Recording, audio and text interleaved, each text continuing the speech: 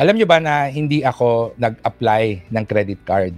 So, nung nagkatrabaho ako, a few months after, I think mga 5-6 months after, may dumating sa akin na pre-approved na credit card.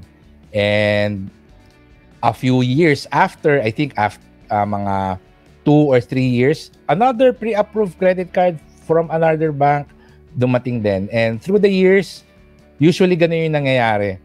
May mga pre-approved na credit card na dumadating sa akin. Umabot sa 5 credit cards yung ginagamit ko, and that was the time na nagkaroon ako ng credit card problems, no? Nabaon tayo sa utang, which I struggled for around 3 years na mabayaran, 3-4 years. But after that, I was able to get myself out of debt. And that's when I learned na dapat maging responsible credit card user na ako. Now, I only have 3 credit cards. 2 I regularly use. Yung isa, backup lang. And for today, I'm going to share with you the lessons that I've learned in being a credit card user. Especially if you're a first-time credit card user. Kung bago ka pa lang sa credit card, ito dapat yung tatandaan ninyo. Okay. A credit card is a double-edged sword. If you use it responsibly, you'll reap many financial benefits. But if you're careless with it, the consequences can leave you in a financial disaster. So today, let's discuss 14 tips on how to be a good and responsible credit card user, especially if this is your first time owning one or if you're thinking of applying for one soon. Ang analogy ko palagi dyan is ang credit card parang kutsilyo. Kung marunong ka gumamit ng kutsilyo, pwede mo siyang gamitin para maghiwa ng ingredients at makapagluto ng masarap na pagkain. Pero kung careless ka, pwede kang mahiwa, masugatan. So, having a credit card means you have to learn how to use it. You have to know paano ba gamitin siya ng maayos, how to properly use it to be able to reap its many benefits. Our first tip is to understand the terms and conditions of your credit card. Know exactly what you're getting to avoid any surprises later on. Particularly, know the interest rate, annual fee, and all the other charges. A friend thought his credit card's interest rate was just 2.25%. It turns out that it's just for supermarket purchases and the interest rate for all other purchases is 3.5%. Nakita niya kasi yung promo ng credit card, 2.25% lang. Hindi niya alam, yung 2.25% just applies for purchases dun sa partner supermarket nila. Pag chinarge mo yung purchases mo sa credit card in other stores or pinambili mo ng online something, 3.5% ang i-apply na interest rate. So, nagulat siya kasi nag-revolve siya ng credit. And sabi niya, bakit 3.5% yung nilalagay? So, make sure to understand the terms and conditions. Especially yung credit cycle. May mga credit cards na mahaba, 40 days or 45 days yung cycle. Merong mas maigsi, 30 days, meron nga 25 days lang. So, kailangan alam mo rin kung kailan ina-apply yung interest rate. Kailangan kung kailan magre-revolve yung credit mo, kung ilan days yun. Especially if you're using your credit card for business, na very crucial yung timing, you have to know yung mga terms and conditions ng credit card mo.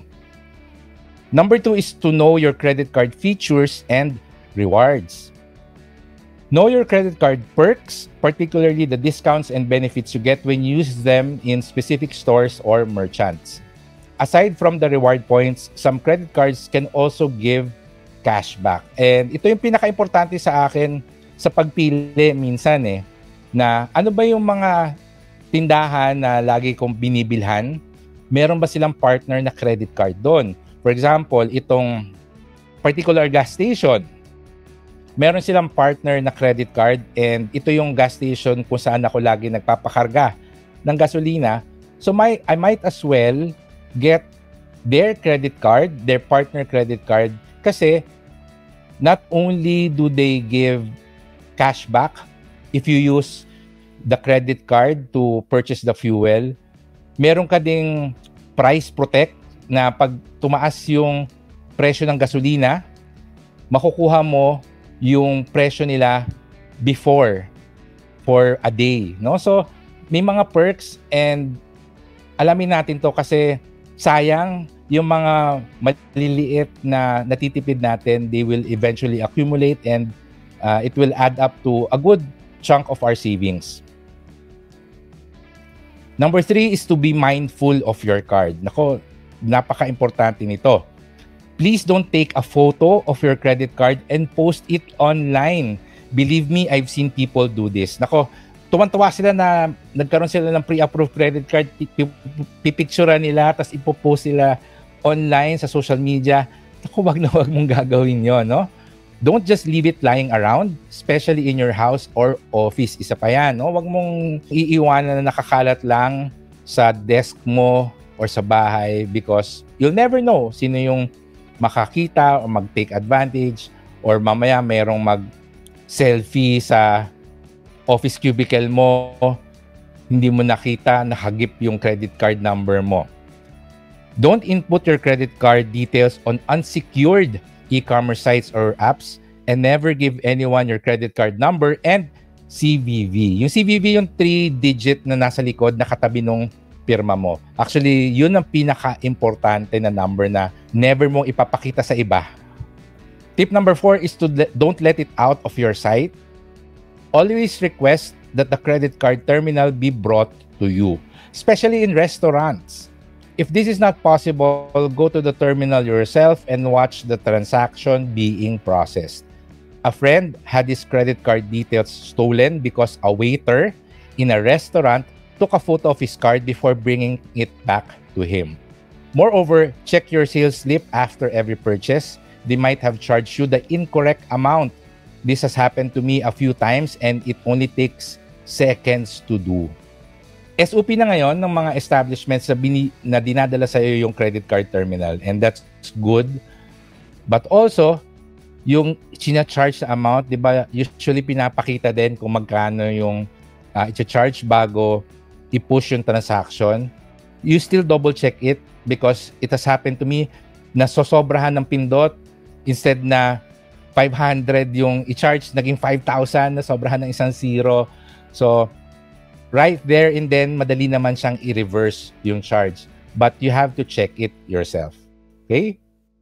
Number 5 is don't treat it as free money. I've met people who think that credit cards translate to free money. It's not. Owning a credit card does not mean you have extra cash. So don't use it unnecessarily. And this was the reason kung bakit ako nabaon sa credit card debt. Dahil sa bawat pre-approved credit card na dumadating sa bahay, feeling ko, nagkaroon ako ng extra cash. May dumating na credit card na pre-approved na credit limit is 10,000. Feeling ko nagkaroon ako bigla ng extra 10,000 pesos. So mag-isip ko, ano bang pwede kong bilhin? Hindi siya free money. So this is just a way for you to have some breathing room in case you are in need of some extra money. But it is not free money. So it's something that you should use responsibly, and i-charge mo lang siya pag talagang mga essential expenses. Number 6, use it primarily for convenience. I use credit cards because I don't like carrying large amounts of cash. It also saves me time from going to an ATM to withdraw cash when shopping. This is the number 1 benefit of credit cards. And totoo naman, di ba? Instead of magdala ka ng maraming pera, kung mag-grocery ka or may bibili ka ng appliance, you're going to buy something a little bit expensive, then having a credit card is more convenient. So yun ang primary use ng credit card. Okay? Number 7 is leverage on zero interest installment plans. Another great benefit of credit cards is the 0% interest installment for large purchases. You're not paying more than you have to, and you get to do more with your budget.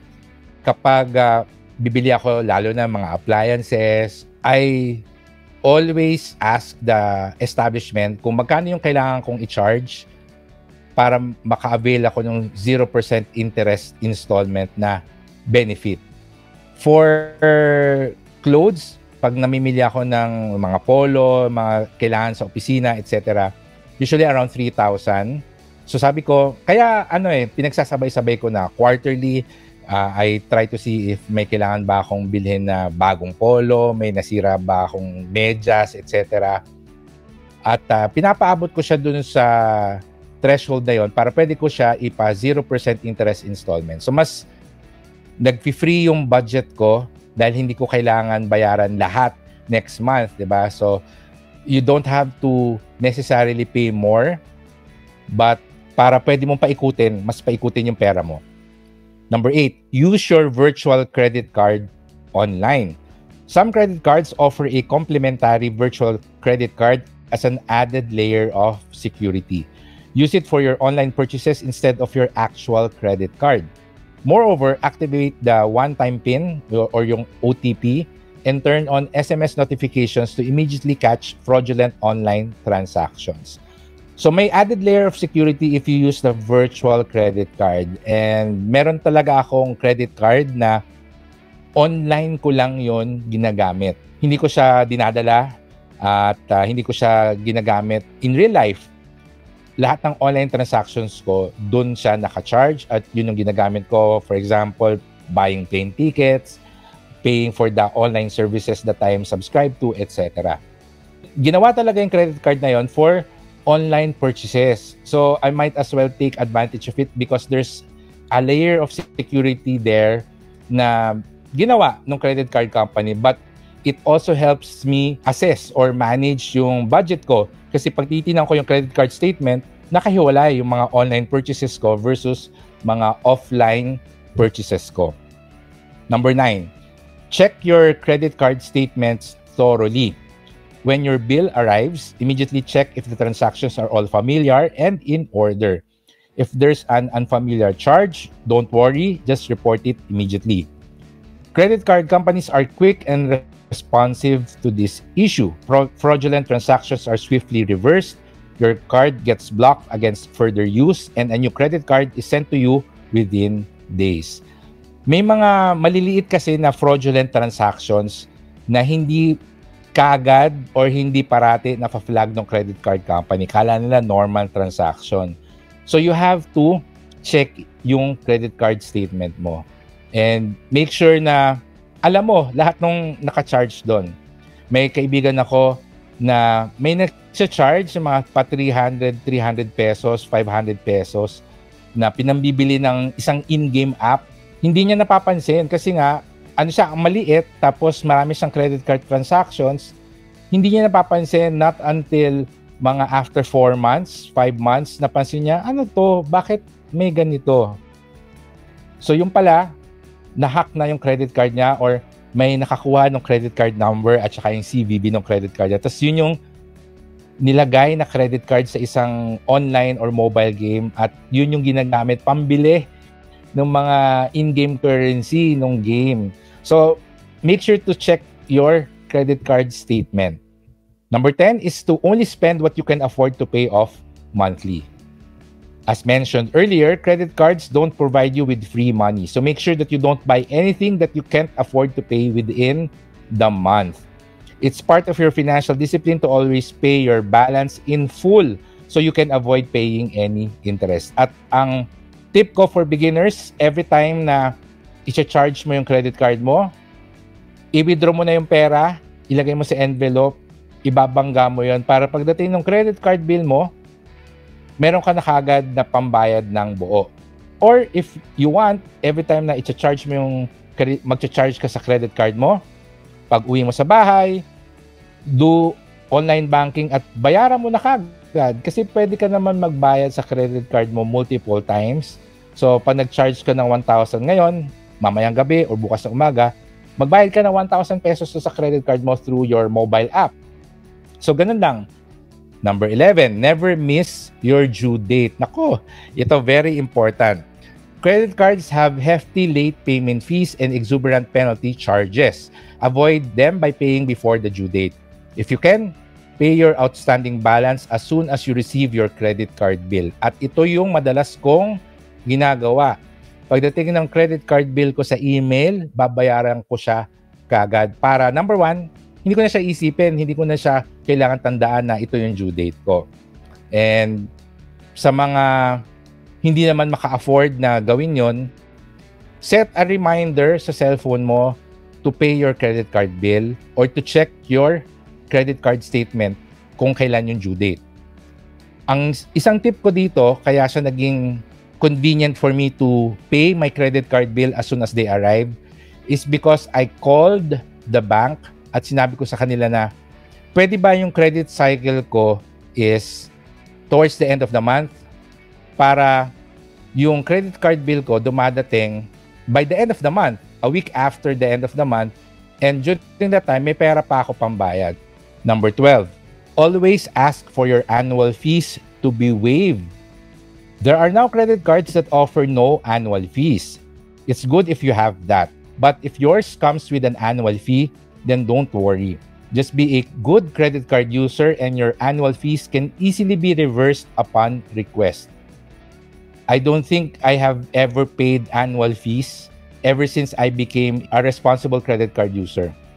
Lahat ng credit cards ko may annual fees, pero lagi ko rin siyang napapa-waive. On a side note, your late payment fees can be reversed sometimes if you call them with a valid excuse for missing your due date. Nangyari na rin sa akin to. Late ko nabayaran yung credit card bill ko because I was overseas and busy preparing for that overseas trip.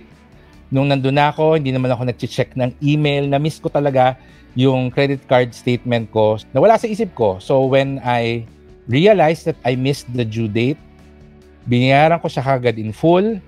Tumawag ako doon sa credit card company. Nag-request ako kung pwedeng ma-waive yung penalty charges. Kasi ano lang naman ako 3 or 4 days late. After a couple of weeks, nag-email sa akin na i-reverse daw nila yung late payment fees ko because I already have a good history with them na I always pay on time. It's just this one time na sinabi ko, nasa abroad ako, I even took the initiative and sent them yung boarding pass ko na nasa ibang bansa kasi ako hindi ko talaga siya naasikaso. And they were kind enough to reverse it. So, if you're a good credit card user, marami kang mga special requests na pwedeng makuha as benefit. Number 13, avoid having too many credit cards. One credit card is often enough. Having 2 credit cards is okay. But 3 or more is already excessive in my opinion. The temptation to spend is greater and you're more prone to missing out on payment due dates if you have too many credit cards. So as I shared earlier, 3 yung credit cards ko, but I only use 2. Yung isa talagang backup lang. Yung isa I use for offline purchases, yung isa I use solely for online purchases, tas yung isa backup. Okay? So I don't think it's necessary for you to have 5, 6, 7, 8 credit cards. Kasi the more that you use a credit card, the higher yung reputation mo dun sa credit card na yon na maganda kasi lagi mong ginagamit, and it's usually easier for you to request for an additional credit limit doon kasi lagi mo naman siyang ginagamit, di ba? So it's always better to have 2 credit cards, 1 or 2 credit cards. 3 maximum na siguro yon, but I don't recommend really having 4 or more. Our last tip is to avoid making cash advances. Credit cards are not meant for cash advances. The interest rate is too high and it's immediately charged upon cash withdrawal. So it's best to avoid doing this. It's still best to have an emergency fund, of course. And if you need cash, try other loan options first, which usually offer lower interest rates. Okay? So kung kailangan nyo talaga ng pera, mag-personal loan kayo. May mga loan facilities kasi yun ang mababang interest rate. Ang cash advance, naku, sobrang taas ng interest rate niyan at usually naka-charge kagad yan. So, never use your card for cash advance. A credit card is not a necessity. You can actually live without one, in my opinion. But I also believe the benefits of having one are too good to miss out on. A credit card is a double-edged sword, and to learn how to use a sword, one must first master when to use a sword. So yan yung ating topic of the day, how to be a good and responsible credit card user. And I hope ay marami kayong natutunan, especially sa mga first time na magkaka-credit card or sa mga balak na mag-apply ng credit card. And